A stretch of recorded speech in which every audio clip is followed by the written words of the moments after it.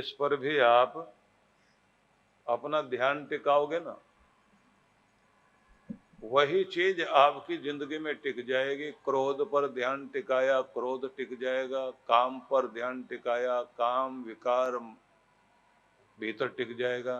लोभ पर, क्रोध पर, अहंकार पर, प्रतिशोध पर, ईर्ष्या, निंदा, आलोचना पर ध्यान टिकाओ तो वही चीज जिंदगी में टिक जाएगी। वही ईर्ष्या, बैर चारों तरफ से घेर कर आपकी तरफ आने लग जाएगा। तो ध्यान उस पर टिकाओ जिसको आप जिंदगी में टिकाना चाहते हो। मन को वहां ले जाओ जहां मन जा करके आपका मुदित हो सके, आनंदित हो सके, प्रसन्न हो सके। उस नेगेटिविटी को अपने भीतर से निकालिए जो आपको दुख की तरफ, विषाद की तरफ, निराशा की तरफ धकेलने वाली चीजें होती हैं। तो अर्जुन ने भगवान श्री कृष्ण से एक प्रश्न किया, अथ केन प्रयुक्तोऽयं पापं चरति पुरुषः अनिच्छन्नपि वार्ष्णेय बलादिव नियोजित। हे गोविंद, आप हमको ये बताइए कि मनुष्य न चाहते हुए भी पाप क्यों करता है?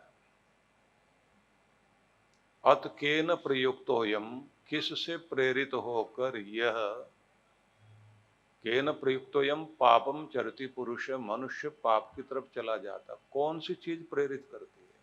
कौन खींच कर ले जाता है? वो ट्रिगर क्या है जो दबता है और हम उसके अनुसार बहक जाते हैं? वो बहकाने वाली चीज क्या है? वो खींच कर ले जाने वाली चीज बताइए। क्योंकि अच्छा बुरा सबको थोड़ा थोड़ा तो मालूम होता है, फिर भी अच्छा छोड़कर आदमी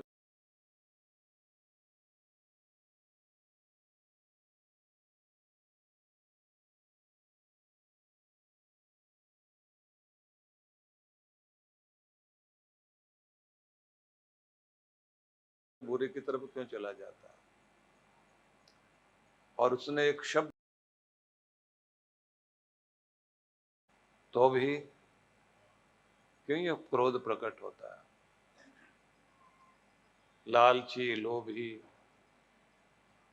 आलसी, जितने जितने भी दोष हैं जीवन में, वो जीवन में आ जाते हैं, लेकिन व्यक्ति वैसा होना नहीं चाहता।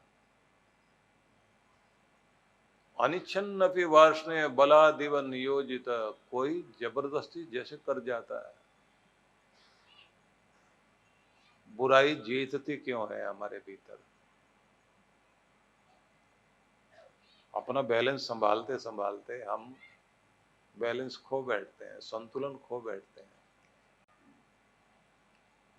मन तोल रहा होता है दोनों चीजों को, अच्छे को बुरे को, अच्छे को बुरे को, दोनों को तोल रहा होता है। मन जो है संभालने की चेष्टा करता है। बुद्धि भी नियंत्रण करने का कार्य करती है, बोल रही होती है ये ठीक नहीं, ये ठीक नहीं, इधर मत जाना, इधर मत जाना। फिर भी पलड़ा उधर झुक जाता है जिधर जाना नहीं चाहिए। तो अर्जुन ने ये बताया कि शुभ अशुभ, कर्तव्य अकर्तव्य, निषेध और विधायक, दोनों तत्व व्यक्ति को समझ होती है। संतुलन कब बिगड़ता है और क्यों बिगड़ता है? आदर्श सामने लिखा होता है, आदर्श रटाया जाता है, आदर्श समझाया जाता है, फिर भी जिंदगी आदर्शहीन हो जाती है। सिद्धांतों पर जिंदगी जीने की इच्छा सबकी होती है, सिद्धांतहीनता आती कैसे है? तो कौन सी ऐसी चीज है जो हमें अपनी तरफ खींच कर बुरी तरफ ले जाती है? क्या चीज है भीतर? याद रखिए कि हमारे सब के भीतर दो तरह की वृत्तियां हैं। एक वृत्ति है जिसको आप शुभ वृत्ति कहेंगे, देव वृत्ति कहेंगे। और एक वृत्ति होती है जो पाश्विक वृत्ति होती है, जानवरों जैसी, जैसे बांध के रखना पड़ता है, जानवरों को बांध के रखना पड़ता है। थोड़ा सा खुला छोड़ दिया, वो अपनी मनमानी कर जाते हैं। हम सब के पास में मन है जिसका काम है दो अच्छी और बुरी चीजों को सामने दिखाना, दोनों के ऊपर लाइट डालना। अच्छा बुरा रास्ता दोनों पर लाइट डालता है। इसके ऊपर है एक और चीज जिसको आप बुद्धि कहते हैं, अक्ल कहते हैं, विवेक कहते हैं, समझ कहते हैं। वो फिर जज का काम करती है। सिर्फ यही नहीं कि ये बुरा ये अच्छा, कंट्रोल भी वही करती है, वो ब्रेक का काम करती है। जिसकी बुद्धि बहुत अच्छी काम करती है, सुबुद्धि है, वो अपने मन पर नियंत्रण कर पाता है। समझदार वही है जो खुद को संभाल ले। समझदार वो है जो अपने घर को संभाल ले। समझदार वही व्यक्ति होता है जो अपनी जिंदगी को ही नहीं, परिवार को ही नहीं, अपनी जिम्मेदारियों को भी समझता है और उनको संभालता भी है। समझदार वो भी है जो आदमी झुकना भी जानता है, झुकाना भी जानता है, मानना भी जानता है, मनवाना भी जानता है, सुधरता भी है और सुधारता भी है, संभलता भी है और संभालता भी है। अच्छा स्वयं भी होता है और अच्छाई का पोषक होने के साथ अच्छाई को मेंटेन करता है, घर में उसको बनाए रखता है। उसके कहीं बैठे होने का मतलब ये है वो दूसरों को भी खबरदार करता है कि सावधान, हम भी बैठे हैं यहाँ पर। बोलने चालने का तरीका होना चाहिए, उठने बैठने का तरीका होना चाहिए, किसके सामने क्या बात कर रहे हो। तो ये एक विवेक है। जब पाश्विक वृत्तियां जाग जाती हैं मनुष्य के अंदर तो पशुता जाग जाती है, फिर हमारे अंदर मनुष्य वही होता है, राक्षस बन जाता है। इसलिए देवता में और राक्षसों में जब चित्र बनाए जाते हैं तो दोनों के चित्र के साथ में एक चीज बनाई जाती है। देवता के चारों तरफ एक ओरा बनाया जाता, प्रकाश का घेरा, गोल घेरा बना देते हैं ऐसे प्रकाश का। राक्षस के साथ, उसके चेहरे के साथ में उसके सिर के ऊपर से सींग निकाल के बताते हैं ये था तो आदमी जानवर बन गया, सींग निकला इसके।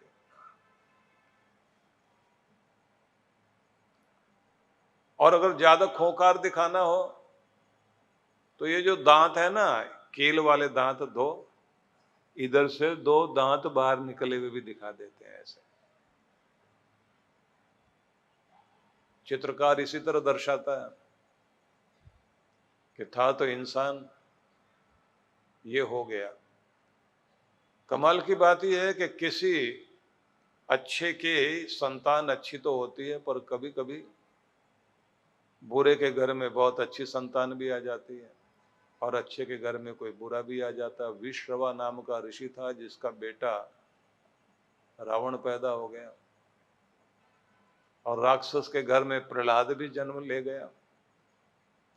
तो दोनों तरह की स्थितियां होती हैं, क्योंकि जिस समय संतान की कामना की जाती है तो उस समय अगर भावनाएं अच्छी हैं और कामना की जाती है कि भगवान मेरे परिवार में किसी पवित्र आत्मा को भेजना, किसी देवता को भेजना। कौशल्या माता ने तो विष्णु भगवान से प्रार्थना की थी कि भगवान मैं तो आपको ही चाहती हूं कि आप ही मेरे घर आंगन में खेलने के लिए आए और मुझे सम्मान दे सकें, इस धरती का उद्धार कर सकें। तो नारायण भगवान ही उनके आंगन में पधारे ना, राम जी बन करके। अनेक आत्माएं आसमान में मंडरा रही होती हैं। आत्मा को आप भी चुनते हैं और आत्मा आपको भी चुनती है, किस परिवार में किसको आना है। तो जिनकी कामना पहले से ही होती है मेरे घर में पवित्र आत्माओं का प्रवेश हो, तो जिसके घर में कोई पवित्र आत्मा आती है ना, वो पूरे परिवार का भला कर जाती है। कोई एक देवात्मा किसी घर में आ जाए, महान आत्मा, माता पिता को सम्मान, दादा दादी को सम्मान, उस धरती का भी सम्मान बढ़ जाता है। इसलिए नाम जपना, भक्ति करना, सत्कर्म करना, सेवा भावना अपनाना, धर्मात्मा का जीवन जीना, ये साधारण बात नहीं है। परमात्मा आपको चुने, देवता आपको चुने, पितरों की कृपा आपके ऊपर हो, आपके घर के अंदर का कलयुग बाहर निकले और आपके घर में कलयुग में रहते हुए भी सतयुग आ सके, इसलिए भगवान की भक्ति करना। भगवान की भक्ति साधारण नहीं है, आपको तारती है।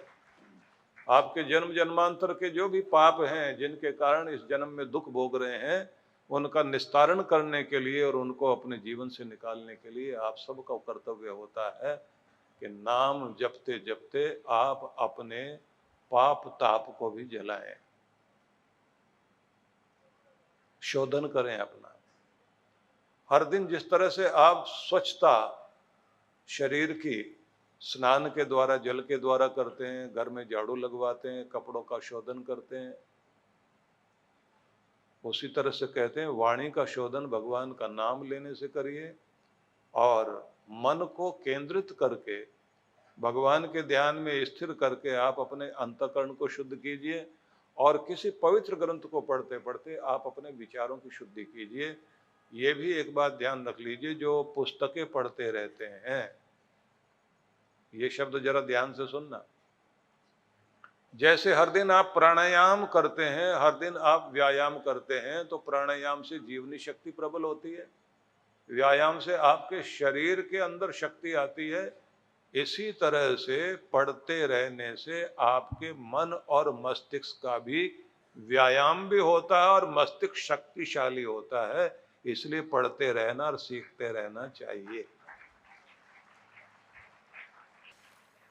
दुखद स्थिति ये है कि हम लोग पढ़ना लिखना भूल गए, छोड़ गए, और क्या पढ़ रहे हैं, मैसेज आ रहे होते हैं ना, वैसे तो सारे फास्ट फॉरवर्ड करने में लगे रहते हैं।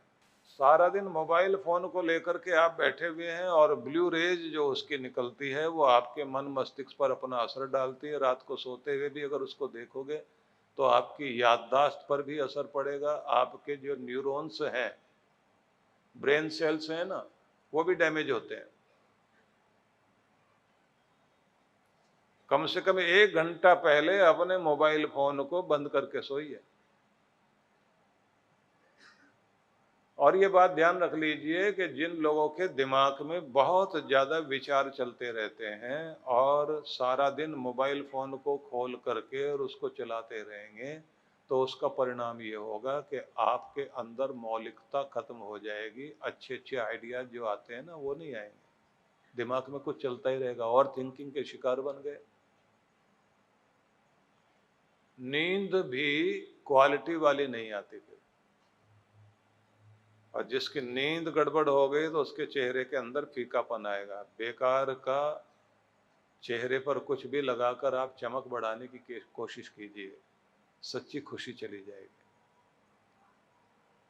मोबाइल सेल फोन बुरा नहीं है, प्रयोग करने का तरीका सही हो तो यही चीज आपके लिए बांस से बांसुरी भी बन सकती है और बांस से डंडा भी बन सकता है। तो सिर पर मारने के लिए नहीं, बल्कि खुद भी झूमो और दुनिया को भी झुमा दो, इसलिए बांस से बांसुरी बनाओ।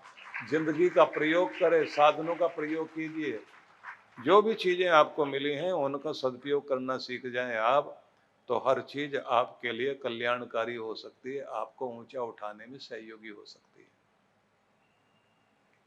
आज की दुनिया इतनी निकट आ गई है, एक बटन दबाते ही आप दुनिया के किसी भी स्थान तक जुड़ जाते हैं और इंफॉर्मेशन, सूचनाएं कहीं से भी आप प्राप्त कर सकते हैं।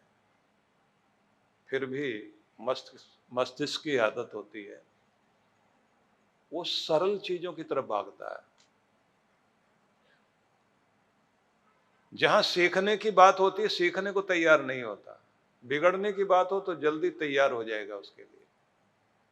तो जिस तरह से व्यायाम करने से आपका शरीर मजबूत होता है और योग आसन करने से आपकी मांसपेशियां, शरीर की जो जो भी जहां जहां भी महत्वपूर्ण है, उन अंगों का व्यायाम जब योग आसनों के द्वारा करते हैं तो मसल्स आपके स्ट्रॉन्ग बने रहते हैं और आपके शरीर को संभालते हैं। नहीं तो उम्र बीतती जाएगी, आप अपने शरीर का भी बोझ नहीं संभाल पाओगे, हाथ कांपेंगे, चीज उठा नहीं पाओगे। तो जैसे व्यायाम तीनों तरह के, कार्डियो एक्सरसाइज भी, योगासन भी, प्राणायाम भी, ये जरूरी है। इसी तरह से पढ़ना, सुनना, सीखना, ये तीन तरह की चीजें जब आप अपनाते हैं, आपका मस्तिष्क प्रबल और शक्तिशाली बनता है। इस बात को बहुत अच्छे से ध्यान कर लीजिए।